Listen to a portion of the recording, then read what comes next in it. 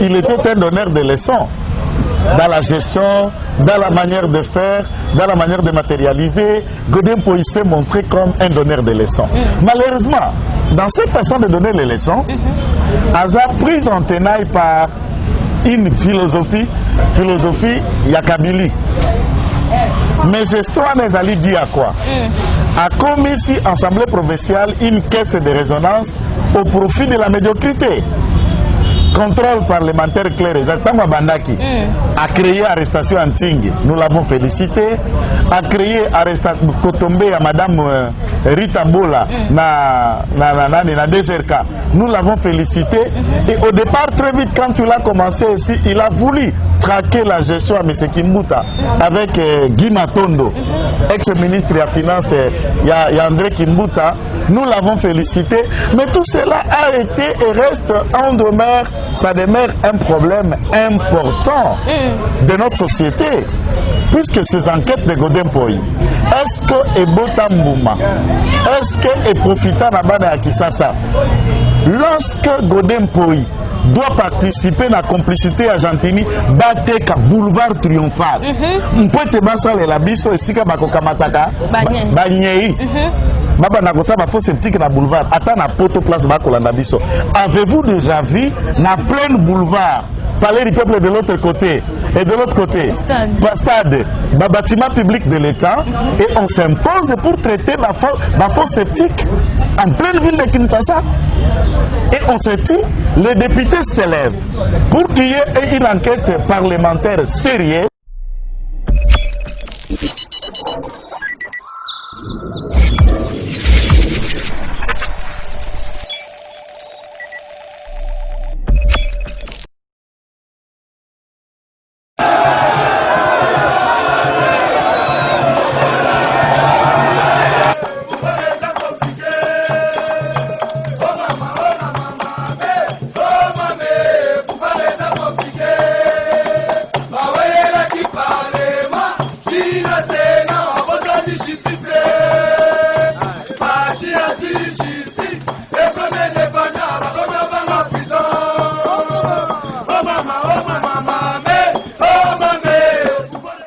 Bonjour, bonsoir, fidèles de Yokabaz TV. Ça a toujours été un réel plaisir pour moi de savoir si nombreux devant vos postes téléviseurs pour un nouveau numéro de cette très belle émission Tolobela Congo, qui est une émission qui vous parle de tout sauf de rien. Nous touchons les quatre coins de la République, mais la Rabino, toujours information réelle et vérifiable, et puis information il y a solo. Voilà, ici c'est l'information, ici c'est l'actualité. Au micro, c'est Davina Kapala, la patronne pour vous servir. Mesdames et messieurs, je vous informe que sur ce plateau, comme d'habitude, je ne suis pas seule. On aura toujours un invité au Tokoye Bako débattre, au Tokoye Bako Pesa Makanisinaye, Namatali Basiji politique est allé sur la toile. Alors, Namkolo Elelo Nazana Basiji est tellement ébélé, mais on entend à quelques-uns. Tous Alina, Assemblée provinciale de Kinshasa, Godin Poy énoncé par une pétition. Le président de l'Assemblée provinciale de Kinshasa, Godin Poy, est visé par une pétition pour sa déchéance. On lui reproche que par les élites que Godin Poy a zali clarté, a dictateur, plein de trucs là. Il y a aussi les conférences de gouverneurs. Aujourd'hui, il y a les 28 et conférence des gouverneurs. Alors, mesdames et messieurs, on a tangité parce que des bélés. Je vous informe que sur ce plateau, je suis avec Maître Joël Kitenge, communicateur et analyste politique. Maître Joël Kitenge, bonjour. Bonjour Mama Davina, bonjour na fidèle abonné à chaîne Mounene, déjà qui n'est plus à présenter sur la toile. Yokabaz Télévision, salutations, merci d'avoir pensé à nous pour Elomoto Kabola. Nabaimboka Makanisi, et nous saluons tout le monde à vos titres et qualités, fidèles des fidèles au Bakolanaka chaîne Oyo. Nous pensons qu'après l'émission, Bakolaike, partager vidéo, ils vont commenter, ils vont nous écrire, ils vont écrire à la chaîne et na bango ne peut améliorer, n'est-ce pas? Réagir après cette émission. Merci de nous suivre, chers abonnés. Voilà, merci de nous suivre, chers abonnés. Salutations à Batonio, c'est partout au Bolanda Yokabas Télévision, votre chaîne d'information. Maître Joël, très bien habillé. Merci, c'est gentil pour ces compliments. C'est décembre, on est habitué à la télé et pour respect à m'abonner à Bisso, nous essayons de faire avec les miens qu'on a pour accueillir les bossons à Bango, le rôle à battre. Non, il faut comprendre que non, à maître, il faut toujours très bien habillé et surtout un domaine où on est signe à Kabungo. Voilà, maître Toko Tamamon en actualité, la présidence de l'ensemble provincial de Kinshasa a lancé pétition contre Godin Poy. Balobi Azali na ba qualité Azali clarté Azali dictateur ba traité na bilo rebelle. Merci maman. Ngai nazakinwa. Lokola yo, lokola belé pe baza abonné à kati ya chaîne na biso baza bana Kisasa. Bamsu ba ko na biso na mboka mopaya. Pambate Kisasa oya biso eza qualifié d'une poubelle. La capitale ou la ville la plus sale, parmi les villes sales du monde, nous pouvons être même dans ma question pour un champion. Nous l'avons si, et nous l'avons dit que Herrera à Kinshasa, ils allaient d'abord découler la politique mise en place dans Ndeko Kabila, où il y a boti mapungu pungu bampese na binte kwa na batilapia na bangubu na bangando qui sont derrière oui et yemo de fermier ya ba nyama na batu na bibwele na bambiso to ko baba la kati ya permenae et c'était un mauvais casting ya ko nommer ba ponami ya ville ya Kinshasa. Non seulement qu'on nomme Bango, mais également Nkokamata ville à Kinshasa ko pesa yango na gestion ya moto oyo a échoué dans une gestion de la province de Maïndombe na Yumbi et l'ensemble de Maïndombe kuna Gentini Ngobila a laissé des catastrophes sur catastrophes, des centaines de milliers de morts. Bandako brûlé, de déplacer les gens va utiliser Bolobokozonga la Yumbite. Bon bakati na ngamba Brazzaville, on les a pas encore ramenés. Une province à désolation, mais néanmoins, il a été élu par ces députés que vous voyez, Mpobakoma, le gouverneur. Mais lobby, na lobby qui depuis samedi, il y a un poignet de députés consciencieux. Il y a IDPS, il y a MLC, na ba consciencieux, se répartir, outi na kati il y a FCC pour rejoindre l'Union sacrée. L'Assemblée provinciale à Kinshasa, maman, ils ont 48 députés. Nous comptons sur les 48 députés, 22 députés, déclaration à Bango Zala qui lit à travers la presse hier, déclarant adhésion à Bango na Kati, il y a union sacrée de la nation. Makanisi Omo Konzambo Kati na Ebonga. Le problème est à Godempoy. Il faut que Natikala scientifiquement correct. Godempoy, Lelo, Naba scientifique au Bana Kati Kisasa, en tout cas, je ne peux pas dire le contraire. Azamaele.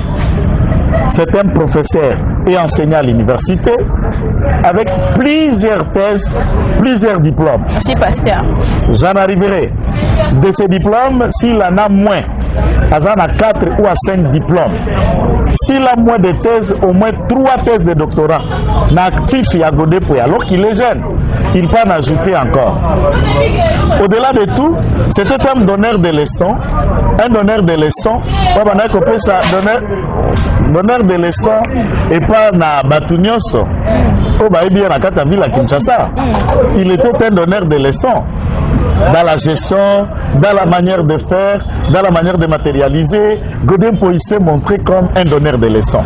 Malheureusement, dans cette façon de donner les leçons, Aza prise en tenaille par une philosophie Yakabili. Mais gestion mes alliés dit à quoi?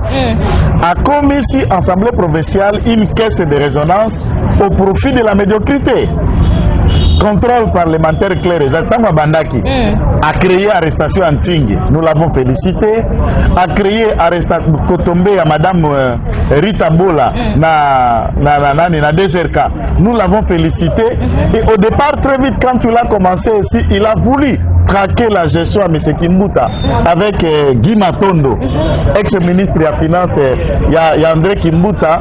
Nous l'avons félicité, mais tout cela a été et reste ça demeure un problème important de notre société, puisque ces enquêtes de Godin Poyi, est-ce que Ebota Mbouma, est-ce que et profita Nabana à Kisasa, lorsque Godin Poyi doit participer à la complicité argentine, Bateka boulevard triomphal. On peut te basser la biso et si Kabako Kamataka, Banyei. Baba Nagosa va faire sceptique dans le boulevard. Attends na poto place Bakolanda biso. Avez-vous déjà vu na plein boulevard parler du peuple de l'autre côté et de l'autre côté stade, bâtiment public de l'État et on s'impose pour traiter ma faux sceptique en pleine ville de Kinshasa. Et on se dit, les députés s'élèvent pour qu'il y ait une enquête parlementaire sérieuse. Godin Poyi bloque. Et ça, je me demande, ce qui est là qui m'ont dit, dans le président de l'Assemblée provinciale, il y a mais on a Tata Pasteur qui est médiocre. Pourquoi? Il veut perpétrer la Kabylie au sein de la ville de Kinshasa. Nous disons Godin Poyi out. Mais comment? Madame Tika, non. Naba chemise à vert, naba pantalon rouge, mais arrêtez un peu ça. Oui, on c'est sait ça la question. Sur l'opinion, mais opinion de la expliquer que ça c'est l'équipe Bosoto. Pour Godin Poyi, nous l'avons attendu. Ayakosala des enquêtes, la gestion, mais je ne vois pas la différence entre Godin Poyi et Ntingi. Ntingi serait à Makala pour la gestion des tournements et autres. Et Godin Poyi doit demeurer dans l'Assemblée provinciale puisqu'il est qui? Puisqu'il fait quoi? Puisque Bisso Bakina Tozako bénéficier Nini, Batol Reza Boulevard Triomphal, Bala Kasabu Baka Misanga, Batiki Batol Wana. Bana Kalamba Batiki Batol Wana, Batnon Soba Komona Batol. Aussi au Mona, Peba Pessi Yango, et pas un étranger, indien, sri lankais, je ne sais pas quoi. Pour qu'on traite ça en pleine ville de Kinshasa, lobby, député, Sengi, sursoir Misalawana. Pour qu'enquête parlementaire ait demeuré, ministre, il y a travaux publics provinciaux à s'expliquer.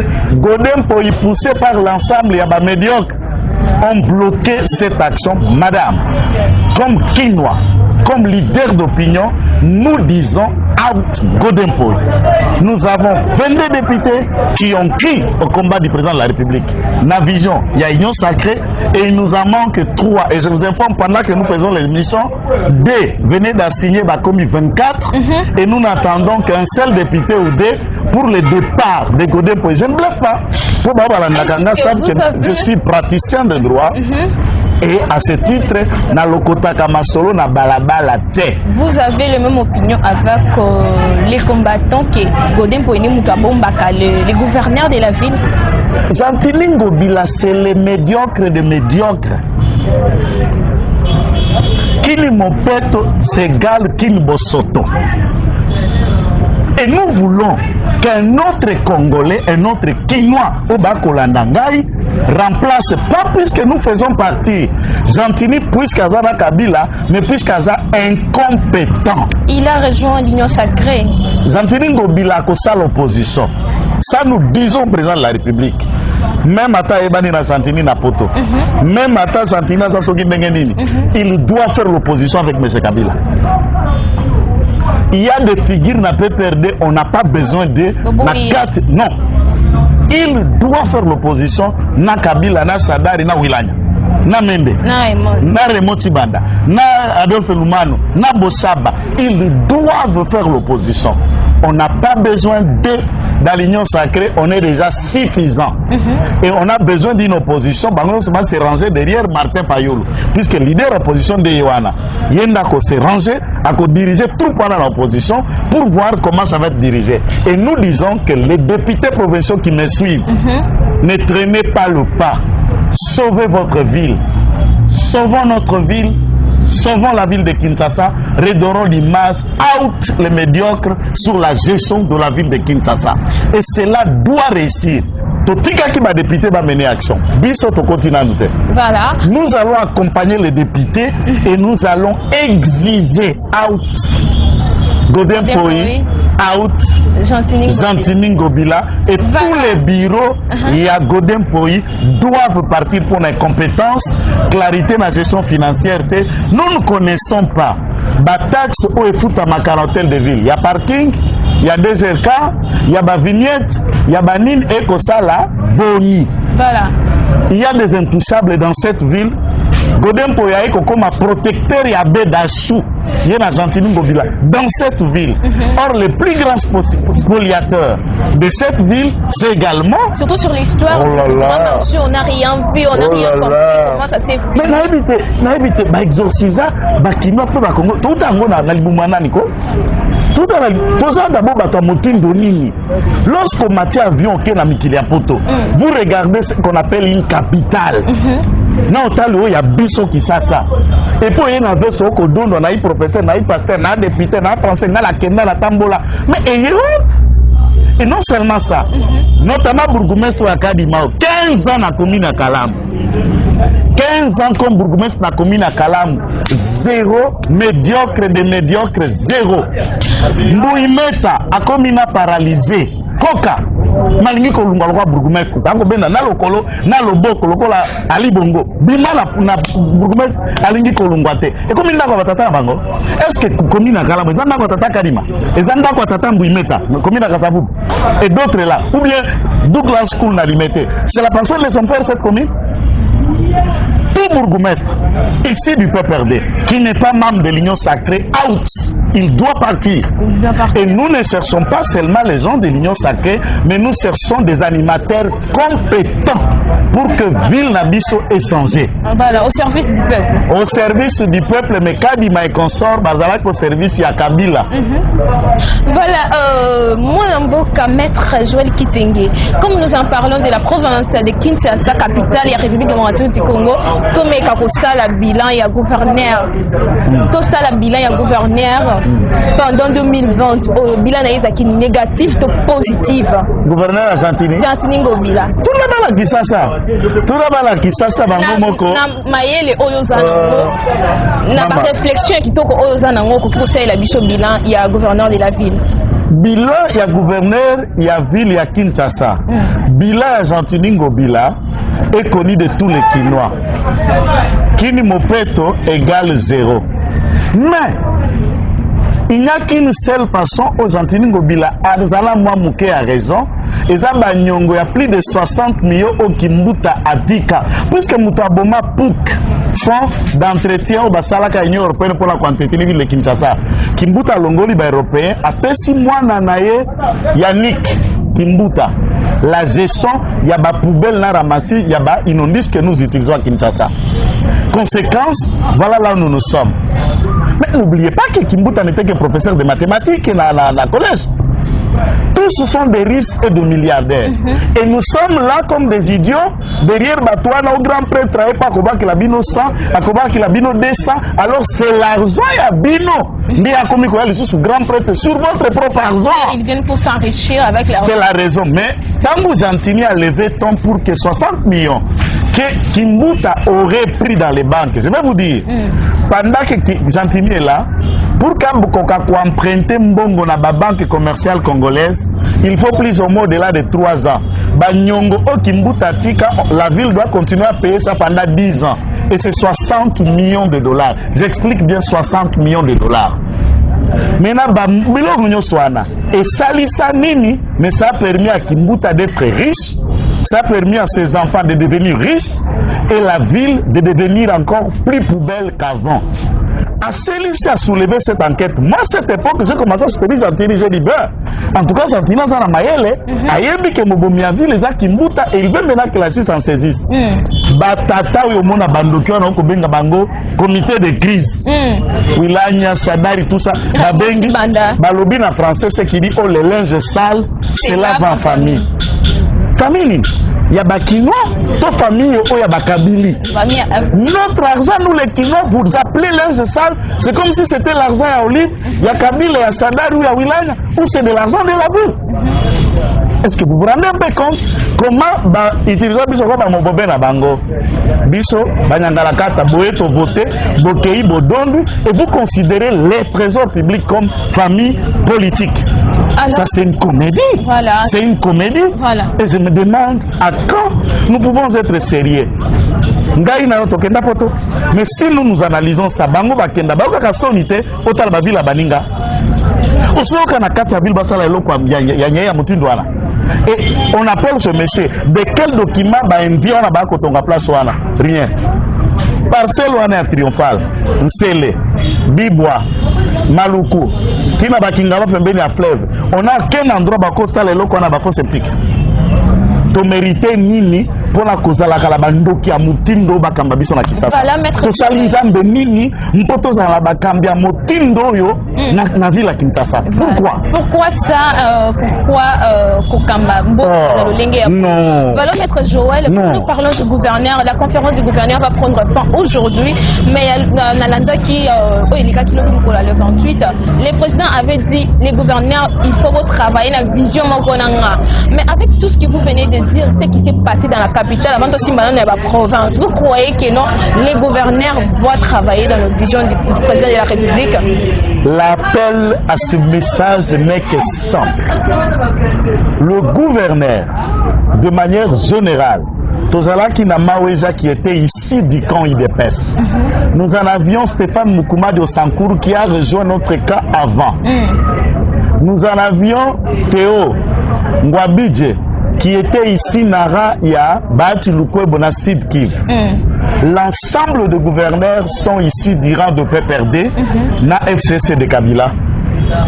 Oyo akokota na vision mokonzi ya mboka te. Akotika la kozala gouverneur te. Non seulement mokonzi ya mboka, tant bakokota na vision po basale la maman Martha te. Po basale la maman Denise te, nto bana ya Tshisekedi to famille biologique te. Po basale la bantité na bango, bana ya Inongo, bana ya Goma, bana ya Bukavu, bana ya Idjwi, moto na entité place ya Zaliba se retrouver dans la gestion.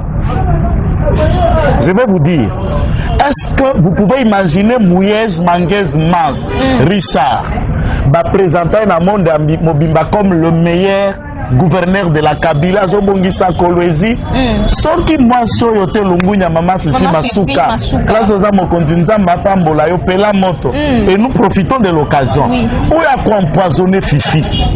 Où a cocoté la Fifi a empoisonné, touché de Kolwezi? Mutapigwa kiasi na mutashituka fasa takupichama haitakuwa. Personne ne touchera cette femme. Aeko révélé biso Mouyej azana 20 comptes fictifs bancaires. Ya gestion à province oye vice gouverneur a bakate Mouyej a bombaka yango. Or Mouyej a été d'abord le gouverneur de la Bikatanga avant le découpage. 7 ans. Aeko Kendekuna na Lualaba, ça fait déjà, il est 7 ans comme gouverneur avec 20 comptes fictifs. Et tous ces comptes-là alimentent. Tangu Tomano Sala député Awapubako Isamabunda. J'ai dit dans la presse, l'enveloppe, mes sources sûres de Kolwezi nous ont envoyé ça. 15 000 $ au Bapesaki chaque député national pour que Bureau Mabunda Koyate. L'enveloppe était envoyée de Katanga et pas Yakout et pas Mouyej. Et Mouyej a doublé la mise 30 000 sur 315 députés à FCC. Ça fait combien? Et cet argent vient d'où? Kolwezi et Zalaka construit déjà par de Belges. Ce n'est pas une jungle. Ils ont déjà Batenke Funguru, mais les taxes, il y a des mining sans documents, mais sous la protection de Mouyej Manguez Mas. Le plus médiocre, et maintenant la vérité est étalée. Demandez maintenant à Pumbu Ganga, la communicateur à PPRD, qu'il vous explique l'argent Moïse a ça 20 comptes. Il y a Tata Naye. Il y a maman na yetu abiso ba Congolais. Il y a Kabila ou Utarango po ya kala babota kauchu na mboko na matela na mutu soit disant Kadogo. Aiko koma milliardaire tanenga laga kokondo tanenga komi kongenga longi mafuta mande kwa komotera batentire. Il peut nous expliquer entre eux na biso na naza ingrat. Il y a des Congolais. C'est pas Kabila qui est ingrat. Comme vous avez cité les noms de Kabila, l'ancien président de la République, Joseph Kabila, il qui n'attend que la 15 bonnes collaborateurs. Maintenant, les peuples se demandent, avec toi travailler là-bas, c'est les mêmes personnes qui vont rejoindre Réunion Sacrée. Problème, il y a 15 collaborateurs que M. Kabila n'en a pas eu. Quand il va rejoindre Réunion Sacrée, je suis d'accord. La différence, c'est que Batumado Bauti na Union Sacrée, Bauti na FCC Tobenga ngo ba repenti c'est Tshisekedi. Tshisekedi oza directeur de cabinet na ye oyibi okoti boloko. Oza master na ye oyibi okoti boloko. Madame, premier bateau Tshisekedi akangisa tango akoti na pouvoir, c'est Christian Tshisekedi na Roselyne Mbombo. Oyebi bango baba nani? Roselyne Mbombo baza yana leki domana yana mwakulutu. Christian Tshisekedi azaleki article libele. Boloko la Lumbashi transféré na makala bolanda ngote. Ya kangisa leki ne mukolonini. Quand un président est prêt à kukangisa mwana tata na ina mama na ye, bongo yo mutupamba. Yo mutupamba usana nini? Tshisekedi ayeko sa mombongo te. Tshisekedi aye mpo na etala kovanda soki 5 ou 10 ans ameka kotombola kitamboka o akoya sima na eto bonga. Madame, j'ai eu la chance na bakenda potote. Mais j'ai eu l'occasion de kotambola ba pays africains, net Afrique du Sud, net Harare, Botswana ou encore Maroc.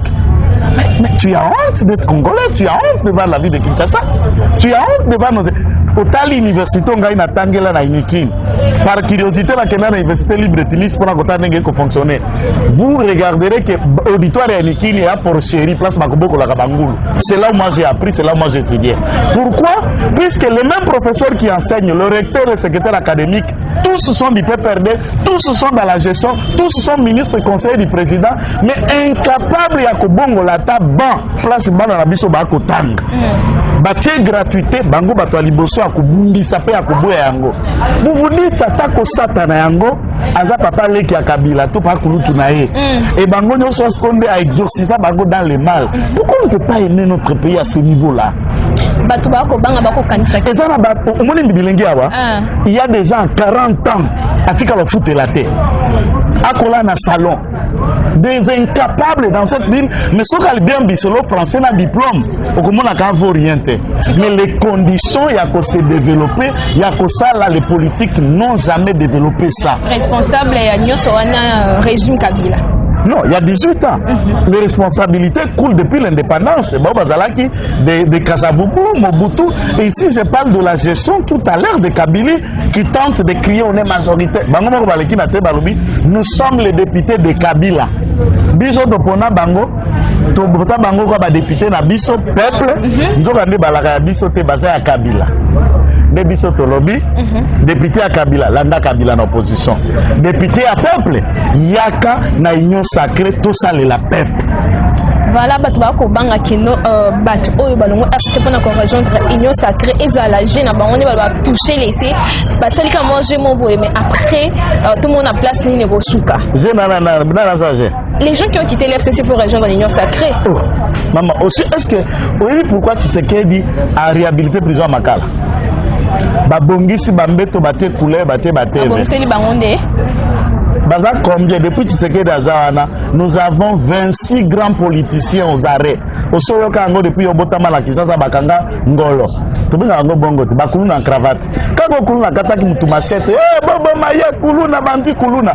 Mais les kulu na en cravate là, ce sont ceux qui nous rendent, qui créent les kulu na en machette. Parce que kulu na machette a conséquence ya pauvreté, manque d'instruction, vision et l'autre état mutasimika machette pour banda koiba. Puisque les parents sont démissionnaires de leurs responsabilités au foyer. Alors, qui ont créé ça? C'est le Koulouna à cravate. Koulouna à cravate en tête de caméra. Natangelo, Guy Matondo, Oli Lunga, Nani, Ozala vice-ministre Nani, Oa Klignotara Miss Bazala, directeur de conseil d'administration à Kimbembe Mazunga, et la Moutima. Alexis Wenga, il y a OVD. Je vais vous continuer. Jamal Akoutoura Gotanga été. Oui. Il y a comment Congolais. Oh voilà. Jamal a 50 ans au Congo. Il y a Bakate. Abilinga Kolekana. Olanda Bilokano. Je suis innocent. Je suis innocent. Bouyibi. Qualifié. En cravate. Kangoudia vous dit qu'en 93. Azalaka conseiller na ministre ya finance. En 93 Vital Kamerhe aza conseiller na ministère ya enseignement supérieur et universitaire. Tala batwango ba master depuis 93 Kamerhe est toujours aux affaires dans le coulimateur. Abanda le loté. Alobi Jamala e koluka marché à réhabiliter radio télé zaïroise à l'époque to benga RTNC le dans 93. Ozala na ajini. Pour yeba Jamala muibi à le loté. Voilà, Jamal Azam Wibi a l'élote comme tout temps à Combo et à Vital Caméré. Mon amboka madame Janine Mabuna ebaki na ko banda mboka pona ba soins médicaux. Janine Mabuna. Ba soins médicaux. On les informations à prendre yo. Ayebaki ko bima pona ba soins médicaux. Pareil na Azarias Koubé ayebe pona ba soins médicaux. Mais banda mon amboka Vital Caméré azali compléter pona ko senga ayebaki ba soins médicaux. Wana n'est accepté. Je suis David. Batumingi commence à me considérer comme si naza camérophobie. Comme ça, c'est ce que ça veut dire. Anti-caméra, même pas. Je ne suis pas camérophobie. Et je ne peux même pas l'angéliser, les connaissant aussi. Ce n'est pas un ange. Ceux qui sont malades, va soigner. Le fait qu'Azara nous prévenir, jugement il y a 20 ans, une fois qu'il y a un appel, du point de vue des droits, l'appel a des effets suspensifs sur le jugement, en attendant que le juge d'appel a vidé. Appel soit à confirmer décision, soit à alourdir peine, soit à annuler peine, à quitter. À ce stade, c'est un prévenu à disposition à justice. Ceux qui prévenus à Béli, ceux qui prisonniers à Béli, l'État a le droit à nourrir les prisonniers, sécuriser les prisonniers et les soigner. Ceux qui structure sanitaire sont incapables. Et l'État trouve qu'il faut que pour tel, pas à la prise en charge suffisamment pour me mettre en bocatel, ça c'est à l'État et l'appareil judiciaire d'analyser. Moi je reste sous ma soif. Ça ce n'est pas mon problème. Vital Caméré, Amemi Delana Moulaï et Moko Pamba.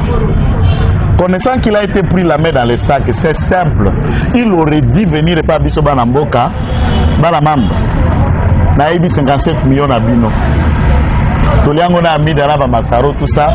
Maintenant mutu moté mandé ceux qui contact na naïbi ta 5 biso pardon de ces vols là. Pour ceux qui le lot yambi na union sacrée bato baïba ko les cahiers. Et nous les acclamons. Comment on ne peut pas acclamer Vital Caméré s'il reconnaît ça? Et nous pouvons dire au président de la République d'accorder la grâce à Vital Caméré. L'orgueil, pièce contre pièce, la vérité. Et vous sentez les procès teintés de l'orgueil et de l'assurance. Là, nous disons avec ses avocats, il joue mauvais jeu. Il a encore la chance de s'en sortir pour l'instance d'appel les a vidés. Et la vérité peut encore s'éclater, mais je l'appelle à l'humilité, je l'appelle à la collaboration pour que justice et salam sala na yango. Si on trouve qu'il n'a pas pris cet argent, qu'on le relâche. On a besoin de lui. Mais s'il est prouvé que notre argent, 57 millions, il y a vendu yango, utiliser la réserve d'échange de la Banque centrale pour dollars et comme 20 lélo, mais non. Les Congo des lois de la République, puisqu'on suit pour ça à pouvoir, il a tangi pour le colo, mais n'a pas la signature, n'a qu'au croupir la misère.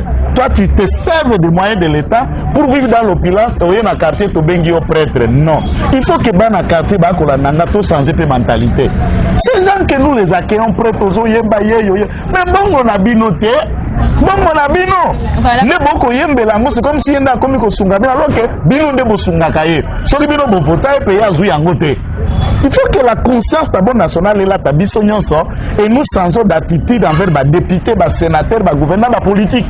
Pour ça, les locaux, papa, kende Congolais mususu akende wana. Baya koyembela bato union sacrée parce que on va comprendre qu'il faut pas servir au peuple. Ici, nous les raccordons les bénéfices des doutes. Maman, omoni Saoul akomaka pe Paul. Donc bandokio balaki na union sacrée na Kabila, il y a possibilité ba bongo la mitema. Mais nous les regardons puisque bazuna no ba poste union sacrée. Dans leur bongo la mitema. Non, eza facile so ka vilité à lité lokola Tshisekedi boye. Nenga ko la kisa. Ona to sola ba gouverneur. Soka zulité à la question que moi la mère. Soko ibi makala ekozela ndolo ekozela yo. Et à ce moment-là, nous aurons la conscience. Maman, si nous qui avons étudié, nous avons la possibilité à gérer domaine tel Songolo Pakala, nous ne travaillons pas pour l'intérêt commun, ce pays peut disparaître un jour. Bokogango Barwande, Obabugande, mais c'est plus que Bissomoko, nous nous laissons faire et ils en ont une vision, ils nous exploitent pour leur propre sol et ils se développent pas na bango. C'est ça la question. Quand vous avez la Bédassou, sachant que Bédassou ne paye pas les taxes et impôts sur la ville de Kinshasa, bah surfacture à Kayete, puisqu'il y a Kofuta Mouké na impôt, ou il y a l'Icoron na Kopesa na Bapos, na gouverneur, na Batu à 2RK. Tant qu'il y a un conseil na Bamisséjon, c'est sa Bédassou qui devient Dieu. Il y a Zamouana, il n'a que 30 d'années. Tata na ye, tant qu'il y a Kanakisa Sokin, Alaka na Ajimine. Les millions et milliardaires qu'il gagne, il les trouve na tête ya pinambo kanabino. Franchement, Congolais nani obakoyembele na Liban, ne bakoyembela kabedawa. Pendant tout ce temps, qui était à la tête de la FLEC? Moïbit, Albert Yuma, Moïbit. Mais là, au moins les places dans le coronavirus, et ça l'anga passe. Na motema, de voir que corona est comme ma mususu boya malamu, utika neta Albert Yuma. Et corona ngo pende kuko tapenda. Mais bien sûr. Il y a kufa mususu atana famille mutu. Ola batu mususu na famille ko akufi. Ata tole lo sanja ya penda ko akego savago. Adae. Donc batu so na mitera ba ebi makambu na yo, babi ya dae ku batu kala kimia. Ana. O singe vraiment mutuliwa. Yo tango ça veut dire Nzamba zalaki compte tango David aboma Goliath. Omona Nzamba be asilika. Donc vous n'avez jamais compris que la mort de certaines personnes fait partie du plan de Dieu même. Lorsque David, Saoul, Nzamba bengana Saoul puisque atindaka kende koboma ba Malécite, akomi kuna bomi bapino sa roi bombie na bangombe. Nzamba tuna bika tu le fais, je t'ai envoyé de les tuer tous. Au bombi roi pour ani ona bomba kie. Ndemo ko la kompena ke ntuka Nzambe pe ayoka kakanda na liwa batu mususu te. ACP là non. Oh là là. Voilà, Johnny Mabunda en voyage pour les soins médicaux. Mais bureau définitif assemblée nationale dans la mise en place, il y a déjà en voyage pour les soins médicaux. Maman, les soins médicaux à Mabunda, je ne peux pas parler. Aza maman, aza moi si, n'a pas rabota ma maman, n'a respecté la si peut-être ça l'émission à moi si, je vais rester un peu modéré. Accident wana ngala kumbaka, batu pe bakola nanga bakumbaka mituka. Mutuka wana Land Cruiser eko tuta portière ya sima ya jeep na ye finani moke. Mutuka sali tonote, mutuka kwete ba paraprise et pantani tout pour ba éclat on qui n'attaque au côté zo qui ça été. Dites-moi ce que kouta wapi apa kindoki. 2. Jour bako destitué na parlement, boyoka mama Mabunda na micro français pas le baka bien après mayele. Boyoka français muto ana passe. Boyoka débat muto ana passe. Mais ce n'est pas la maladie qui me choque. Elle a le droit de se faire soigner. Si elle est malade, là en tout cas, je reste correct. Mais maman Mabunda a joué clé Assemblée nationale et à bureau. Na biloko Assemblée nationale a zongi seli professeur Mbosso oza président ya bureau d'âge na poste. Aki a fouti na poste, nde aza ya poste ya ko livrer clé et pas ya Mbosso. Yoka niveau à mépris. Yoka niveau à mépris. Ye mutu asali droit na Belgique nga atangi na inikini na kokoma na kwisi nde atangi droit awa na kwisi ya atangi na place wana chaque quotidien za na ordinateur. Nga na yebi yango te. Il ne sait pas que la remise et reprise est la procédure administrative. Au long de la poste, au voit que kamate bonga bosali remise et reprise n'a pas remplacé yo. Au saboter au team de la eba clé nanzela et atteindre liyi biba ko buka po ba iba coffre ya Assemblée nationale. Tu connais pas cette histoire? Batu Kokanga, deux de ces gens qui sont venus forcer pour voler les coffres forts et l'Assemblée nationale à l'initiative de Maman Mabunda. A boycotté la remise et reprise na bureau ezawana. Basi ba destitution yo longwe. Donc moi je me demande, yango na Congo, ceux qui ont eu posté. Et comment ndako na yo? Et comment pas na bino? C'est qui peut se demander. Et comme le roi Costa Omar. Le football congolais eza papa bango mutati la ye. Donc tout ça cause à la fait kofa zateka Costa. Est-ce que Namoko, c'est quoi cette histoire-là? Il y a ce côté de Sika et comme Inda Watata Bino, Maman Labino, Biso Nyosu Tobe la Kasimanayo, Olungwe ne Sika, Tikela Mosusu Bonga, Tikela Mosusu Bonga. C'est impossible, c'est insupportable ce qui se fait dans ce pays. Et président au bureau d'âge a commis lettre pour la dénoncer Balingi ba piéger. Yo solongo ko sala remise et reprise te pour nani. Olobi oza malade okimoke na Dubai. Mais a soni po yoka ko kweka mwa kingo moke boye. OK na Dubai. Ba me mona Dubai. Ngai nayo soki to kweya mtindo ala to kende wapi? Po bino de bokambi biso 18 ans. Bwana hôpital ya Malonga to Boutier po ba kende sala soin. Vous avez le kilo na Ruberwa à Afrique du Sud à se soigner.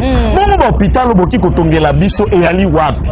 à la hauteur même à chaque commune, il y a 24 communes, hôpital de référence par commune. Hôpital à l'État, la commune à Kalamo, il y a la côté. Chaque commune, nous amenons même chaque commune. Na mama emo, car ma pa embanzembo ya solo, ba fungoli mission so baluki alors que nyoso car ma pa yembi ya solo pendeza na mama emo. Là, ce sont des médecins du PPRD et des médecins commerçants sur la santé de leurs propres frères, de leur propre peuple, les Congolais, en oubliant serment à Hippocrate et Tinda Bango pour la Rosalis. Ayez honte d'aller vous faire soigner à l'étranger, puisque chez vous, il n'y a pas de structure sanitaire. Ayez honte. Ayez honte. Même les médecins qui vous reçoivent là-bas, où tu as fait Congo, président de l'Assemblée nationale, maman. Donc, comment ce qu'on a à Kingo, Kuna Mpako Salao, Kina, Zante Kakana à Dubaï? C'est la honte. Vous pensez que dans les locaux, Batamina Sima, voilà, je vois les médicaux. Kokima, Sony, Liwa FCC. Bon, Kabila Kimi qui s'assassine, solide. Yamana la Lumbashi, depuis quand on va savoir la Lumbashi, ça l'a 3 jours. Solide.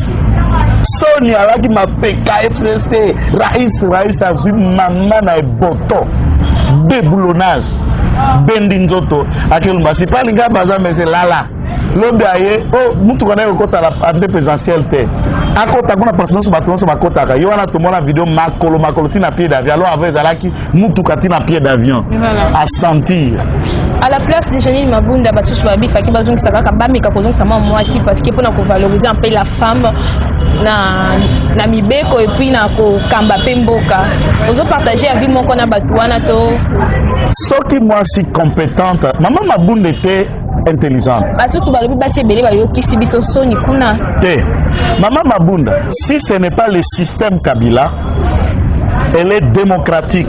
Elle est allée Mayel Naina Moussala. Elle peut faire une super présidente de l'Assemblée nationale. Elle a été prise en tenaille dans un système diabolique, politico, misérable et médiocre. Il y a des femmes. Il y a Darié Touamou. Nous avons Maman Bazaïba, Adel Kainda. Et nous avons Madame Lydie Seya. Il y a des femmes qui font le dynamisme. Il y a Mayel Place Bazakuna qui peuvent assumer bien ses fonctions en tant que président de l'Assemblée nationale. C'est la première fois que je suis là. En tout cas, elle a assumé fonction, mais elle faisait preuve d'une certaine compétence. Ce qui va couper sa moi, c'est Bonga, je serai d'accord. Ce qui va couper sa mobile et Bonga, je serai d'accord. Mais nous attendons un bureau où il y a un contrôle parlementaire à toute équité. Ezali te pomino boza bureau union sacré ministre oza ici union sacré moyi bito incompétent motion de défiance toi sentir exact vous le protéger pourtant beaucoup timingisa émotion admingisi ba enveloppe par député ba initiateur et motion bovandi si dossier wana tokokoma FCC bis. Voilà, nous ne voulons pas ça. Ouais, nous sommes déjà à la fin de notre émission d'aujourd'hui, mais il y a une autre question. Nous sommes à la fin de l'année. Si vous pouvez faire le bilan du président de la République, bilan est négatif ou positif parce que nous sommes déjà aujourd'hui les 29. Bilan Félix Tshisekedi Tshilombo est mitigé, mais avec des ambitions largement positives. Il y a Liboso, lorsqu'il a entré au pouvoir, il a traîné plus ou moins 7 mois avant l'installation en gouvernement à Kokoba Royo. C'est pas ça, Kaka? Non, papa mukolo na ilunga. C'est vrai, ilunga ilukamba. En plus, mutumwa na mukalobi soki ilukamba démissionner eza pour dans autorité morale ya FCC. Eza que pour bino bi a démissionner à cause démissionner soki autorité morale ya FCC le bino elonga. Et puis ti bango bato FCC ba loba kino alongwa ne ya kolongwa. Merci. Papa Ilunga Ilunkamba, c'est un professeur aussi d'économie. Koko, à Mukolo. Mais je vais vous lui dire que l'autorité morale a en perte de vitesse. Modo de l'autorité morale est ça là. Yebisanga dernier modo de Kabila fait ça peut Tosama Awa dans le fonctionnement des institutions. Rien. Il n'y a aucun mot d'ordre qui viendra que Kabila va donner, ça c'est fait. Le long de Batouandi que comprendre qu'il n'y avait qu'un seul président, c'est Félix Tshisekedi. Personne ne pensait à ça. Personne ne pensait à ça. C'est maintenant que tout le monde sait que le président est Tshisekedi. Au bout de Komi Djembika. c'est seule solution autocopesse. C'est déjà important, je n'ai pas à m'étaler là-dessus. S'ils traînent là, ce n'est qu'une honte, démissionner, qu'il reste là, les 5 rentrées parlementaires, va installer le bureau, motion de censure et il va sortir dans la petite porte. Enfin bref, pour le bilan du chef de l'État. Le bilan chef de l'État est mitigé, mais avec large pourcentage à des équilibres, de bonnes intentions à côté droite. Au moins, on a la balance. Et Tengami Mouké. Puisque dans la Tengami, si balance est coronavirus. Le coronavirus est affaibli puisque l'économie nationale est à la tributaire dépend en interconnexion avec l'économie mondiale. Les pays sont en rouge du point de vue économique grâce à la maladie. La maladie des Chinois est à biloko na bango. Biloko na Chinois ou melagate, maladie des Chinois ou melana robomate. Il y a un coronavirus et bomanoki pour les locaux qui na Chine. Ce que je veux pour bomanoki pour les locaux chinois sont sombi pour couper noki. Attends moi na boti na chinois à gros melate fa couper avant. Donc c'est la manière au coronavirus et kobuma. À déboulonner 2020 à Longole le biso Kabila. À déboulonner le biso système. C'est déjà largement positif. À autonomiser justice. Ba magistrat la ba juge ba komi na nguya ya kotoka ozala nani ozala avocat ozala politicien otokami okokami poke makala. Amemeli biso gratuité. Na biso loko moko asuka ya muke. Place na vandi na futelaka. Ba voisin na nga bana 5. Bana nezalaka so classe bandi, bakendaka classe mukebwe bakati. Qu'est-ce qui se passe? Mwana ya bango ya seta bandaka akati mbalana liboso tanga ne mobimbe. Soki nga pasi ya mwana ke classe. Bref, maître. Na première période, deuxième période mwana na bimina 79%. Ça n'inga passe. Je dis que mwana alaki mayele. Mais les parents n'avaient pas les moyens de l'envoyer à l'école. Tu sais que des temps venus, et Sungi Mouana a étalé Maël Naïnyos. La gratuité est ici 5 millions d'enfants à l'école. 5 millions d'enfants sont pris en charge par la gratuité gratuitement. Et ceux qui 5 millions là-bas, c'est quel avenir pour notre jeunesse? Sécurité na Est, je pèse bien mes mots tout en respectant ma nappe sur Est. Je vous respecte. Combien d'avantages a Tindi n'a multiplié Kolongo l'armée, Kolongo la John Numbi l'inspection, côté à Tango pour changer, qu'on s'embarde et appareil sécuritaire comme efficace, nous attendons les défis. Mais néanmoins, les intentions du président restent positives. Le bilan a été avec un autre coronavirus de blocage, c'est l'intention FCC qui ne voulait pas laisser la main libre au président d'agir. Maintenant, on les a déboutés.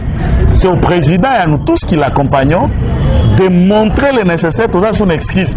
Nous n'allons plus dire à la population, non, nous devons maintenant travailler pour résoudre le bien-être social de notre peuple. Voilà. Donc c'est ça mon point de vue et mon analyse. Nous pensons que ça sera fait ainsi. Voilà, nous devons travailler pour le bien de notre pays. En maître Joël Kitenge, nous sommes arrivés presque à la fin de notre émission. Malgré, à la fin, j'ai une question pour vous, mais c'est surprise. Batouba retenir le passage na Yoka Bastille. Batouba retenir le passage na ngai est le Congo. Nous avons la tournée décisive. Lélo, si Félix Tshisekedi échoue, c'est l'ensemble de notre peuple qui va consentir cet échec. Et il ne peut pas réussir seul, sans yo, sans bango, sans biso. C'est maintenant ou jamais. Tshisekedi alongo limboka na maboko ba Rwandais, na ba d'exécuter en Rwandais na Kinshasa, il nous retourne à nous les Congolais. C'est à nous maintenant de transformer notre économie, notre sécurité, notre développement, infrastructure et installer le Congo au cœur de l'Afrique comme un Congo géant. Le passage que vous pouvez retenir, c'est pour vous annoncer que le déboulonnement de la Kabylie est en marche. L'Assemblée provinciale Tsunami. Godem Poy bye bye. Arrange ta Bible pour rester pasteur et député provincial seulement. Voilà. Gentini, bye bye. Ce n'est que les minutes. Tambouemamba, déjà Diarra Bandaï Kobel avant, puisqu'il sait que la tsunami l'attend. Le Sénat, il est en train de partir. Et nous disons à tout le monde, à tous nos communicateurs, à toute la base, mobilisez-vous autour de votre commandant suprême, Fassi, et il aime le Congo. Nous, toi, Koluka, nous, tous à causer là. Et salutations avec cette invitation. Merci beaucoup. Merci, pareil. Pour Yoka Base TV. C'est pas la dernière fois. Même pas. Même pas. Avec si j'aime tout ce que nous sommes arrivés parce que nous allons mettre un point final par ici. Batba retenir que maître, ils le font quelle partie. Ne me dites pas que non, église au milieu du village, hein, parce que Batba retenir que maître, ils font quelle partie. Ngai Nazali. Parti dans la liste politique, je suis allié de presse, bien sûr. Je suis communicateur. Voilà pourquoi tous ces arguments qui ont cassé contre FCC. Je comprends, malgré au début, il y a une éclaircir sur il est presse de papa, papa, maman, parti politique, nous sommes à la Congo. Voilà, merci Maître Joël Kitenge. C'est par ici que nous mettons un point final fidèle de Yoka Base Télévision. Merci parce que vous êtes côté, merci parce que vous vous abonnez, merci parce que vous partagez nos émissions. Continuez, abonnez-vous massivement, vous ne serez jamais déçus. Merci à derrière la caméra. Oui, c'est qui? C'est Glody H4 pour ces belles images. Merci, je n'ai pas oublié mon DG Abécholé pour l'opportunité. Davina Kapala, retrouvez-moi à la prochaine numéro de cette très belle émission de Tolobela Congo. Bye.